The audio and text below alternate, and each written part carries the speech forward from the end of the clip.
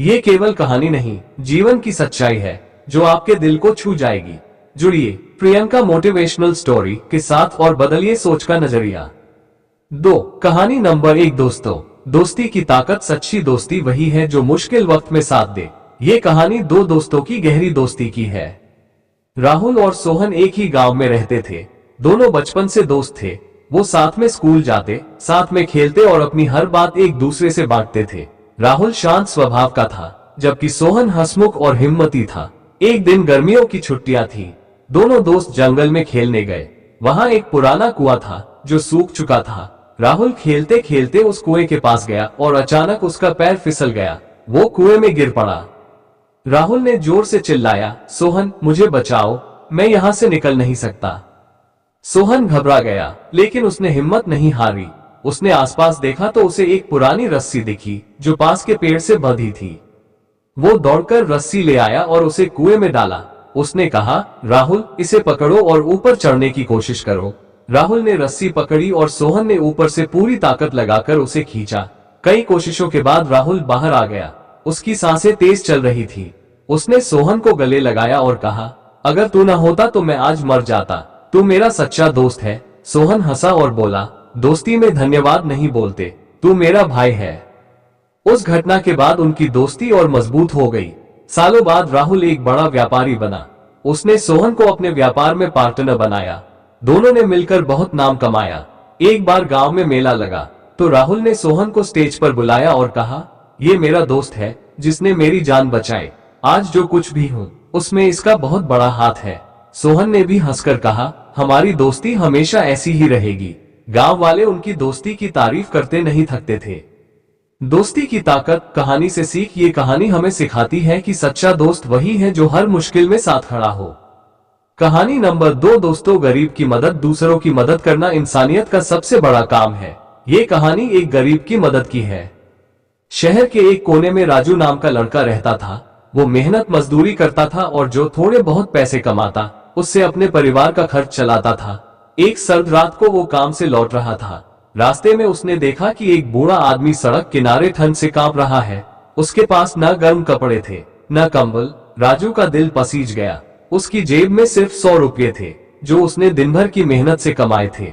उसने सोचा, अगर मैं इसे खाना खिला दूं तो ये बूढ़ा ठंड में मर जाएगा। राजू बाजार गया और अपने सारे पैसे से एक मोटा कंबल खरीदा। वो बूढ़े के पास लौटा और कंबल उसे दे दिया। बूढ़ा बहुत खुश हुआ। उसने कंबल ओढ़ा और कहा, बेटा तूने मेरी जान बचाई, भगवान तुझे बहुत सुख दे। राजू मुस्कुराया और घर चला गया। उस रात उसे भूखा सोना पड़ा, लेकिन उसे सुकून था कि उसने किसी की मदद की। कुछ दिन बाद गांव में हलचल हुई। पता चला कि वो बूढ़ा कोई साधारण इंसान नहीं बल्कि एक अमीर जमींदार था। वो अपनी असली हालत देखने के लिए गरीब बनकर घूम रहा था। जमींदार ने राजू को ढूंढा और अपने पास बुलाया। उसने कहा, तूने बिना कुछ जाने मेरी मदद की, अब मैं तेरी मदद करूंगा। उसने राजू को अपने खेतों में नौकरी दे दी। राजू की मेहनत से वो अच्छा पैसा कमाने लगा और अपने परिवार की सारी परेशानियां दूर कर दी। उसने अपने पैसों से अपने छोटे भाई बहनों को स्कूल भेजा। गांव वाले उसकी तारीफ करते थे और कहते, राजू ने साबित कर दिया कि अच्छाई कभी बेकार नहीं जाती। गरीब की मदद कहानी से सीख। ये कहानी सिखाती है कि दूसरों की मदद करने से जिंदगी में सच्ची खुशी मिलती है। कहानी नंबर 3 दोस्तों, सपनों का पीछा। सपने वो हैं जो हमें आगे बढ़ने की हिम्मत देते हैं। ये कहानी एक मेहनती लड़के के सपनों की है। एक छोटे गांव में मोहन नाम का लड़का रहता था। उसके माता पिता गरीब थे और खेतों में मजदूरी करते थे। मोहन को पढ़ने का बहुत शौक था। वो सोचता, अगर मैं पढ़ लूं तो अपने परिवार को गरीबी से निकाल सकता हूँ। लेकिन गांव में स्कूल दूर था और उसके पास किताबें खरीदने के पैसे नहीं थे। फिर भी उसने हार नहीं मानी। वो दिन में खेतों में अपने पिता की मदद करता और रात में लालटेन की रोशनी में पढ़ता। गांव वाले उसका मजाक उड़ाते थे। वो कहते, ये क्या करेगा, गरीब का बेटा बड़ा अफसर नहीं बन सकता। मोहन उनकी बातें सुनता लेकिन चुप रहता। उसने अपने स्कूल के मास्टर से किताबें उधार मांगी और रात दिन मेहनत की। कई बार उसे भूखा रहना पड़ता था, लेकिन वो पढ़ाई नहीं छोड़ता था। सालों की मेहनत के बाद उसने एक बड़ी परीक्षा पास की और शहर में अफसर की नौकरी पा ली। जब वो गांव लौटा तो सब हैरान रह गए। उसने अपने पैसों से गांव में एक स्कूल बनवाया ताकि गांव के बच्चे भी पढ़ सके।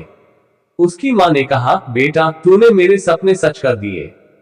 मोहन ने गांव वालों को बुलाया और कहा, सपने बड़े हो या छोटे, मेहनत से सब सच हो सकते हैं। उसकी मेहनत और लगन ने गांव के कई बच्चों को प्रेरणा दी। आज मोहन एक बड़ा नाम है और उसका गांव भी तरक्की कर रहा है। उसने अपने परिवार को गरीबी से निकाला और गांव की तस्वीर बदल दी। सपनों का पीछा, कहानी से सीख। इस कहानी से हमें सीख मिलती है कि मेहनत और हिम्मत से हर सपना सच हो सकता है। कहानी नंबर 4 दोस्तों, माँ का प्यार। माँ का प्यार दुनिया में सबसे अनमोल होता है।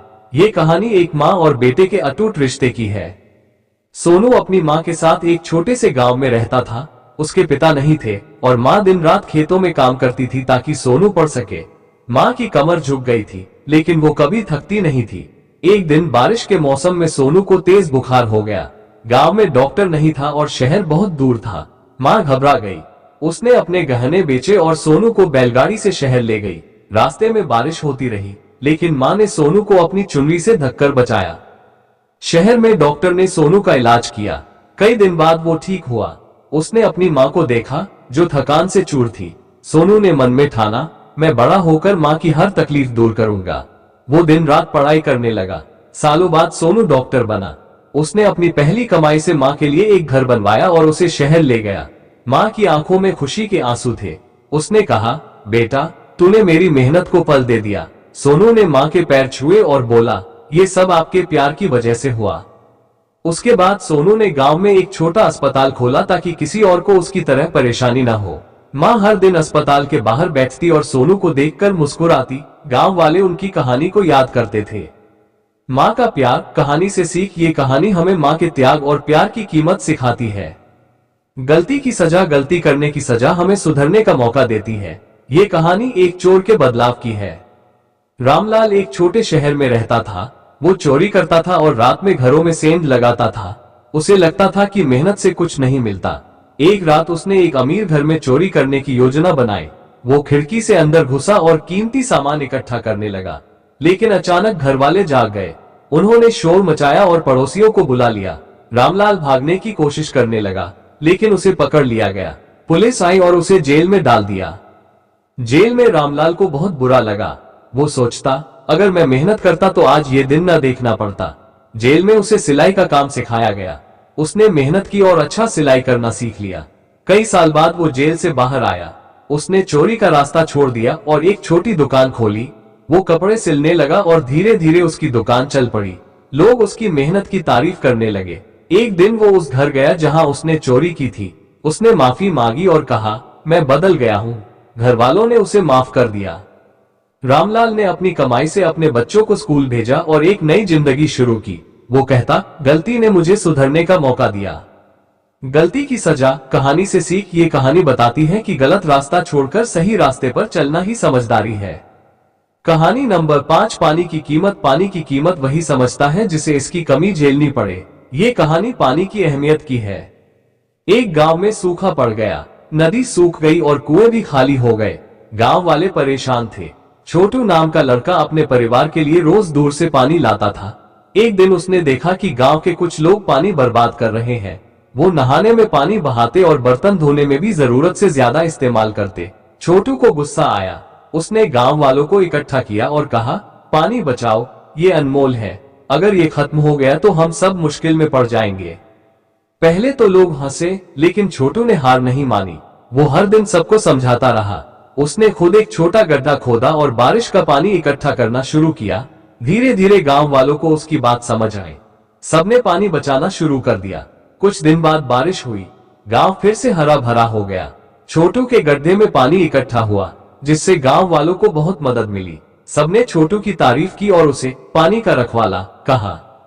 छोटू ने कहा, पानी हमारी जिंदगी है, इसे बर्बाद मत करो। उसकी बात गांव में मशहूर हो गई। पानी की कीमत, कहानी से सीख। ये कहानी सिखाती है कि हमें पानी को संभालकर इस्तेमाल करना चाहिए। कहानी नंबर 6 सच्चाई की जीत। सच्चाई हमेशा जीतती है। ये कहानी एक लड़के की सच्चाई की है। गांव में रमेश रहता था। वो स्कूल में पढ़ता था और बहुत मेहनती था। एक दिन स्कूल में मास्टर जी की टेबल से 50 रुपये गायब हो गए। मास्टर जी गुस्से में थे। उन्होंने सारे बच्चों से पूछा, किसने पैसे लिए? कोई नहीं बोला। फिर एक लड़के ने रमेश पर इल्जाम लगाया, मैंने इसे देखा, वो टेबल के पास था। रमेश घबरा गया। उसने कहा, मास्टर जी, मैंने कुछ नहीं लिया, मैं तो किताब लेने गया था। मास्टर जी को शक हुआ। उन्होंने रमेश की जेब चेक की, लेकिन कुछ नहीं मिला। फिर भी गांव में बात फैल गई कि रमेश चोर है। रमेश उदास हो गया।